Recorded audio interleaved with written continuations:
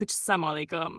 आज के वीडियो में हम बात करेंगे के बारे में जो फोटोशॉप में कस्टम शेप्स बनाने के लिए एक काफ़ी फ्लेक्सिबल और क्रिएटिव टूल है।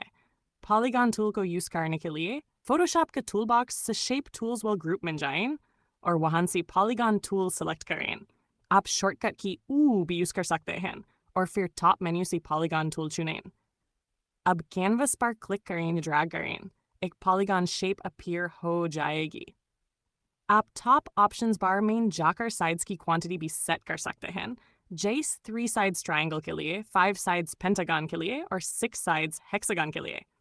अगर आप चाहते हैं कि शेप एक परफेक्ट पॉलीगॉन हो सेंटर से, तो शिफ्ट ऑल्ट की साथ साथ प्रेस करें ड्रैग करते वक्त।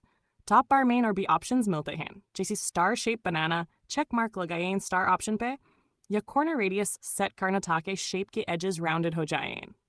पॉलीगॉन टूल का यूज लोगोज, आइकॉन्स, बैजेस और एब्स्ट्रैक्ट शेप्स डिज़ाइन करने में होता है, और ये टूल क्रिएटिव फ्रीडम देता है हर डिज़ाइनर को।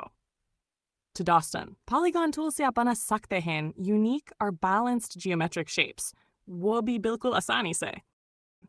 अगर वीडियो पसंद आए तो लाइक, शेयर और सब्सक्राइब करना न भूलें। मिलते हैं अगले डिज़ाइन ट्यूटोरियल में, डिज़ाइन चेस्ट के साथ।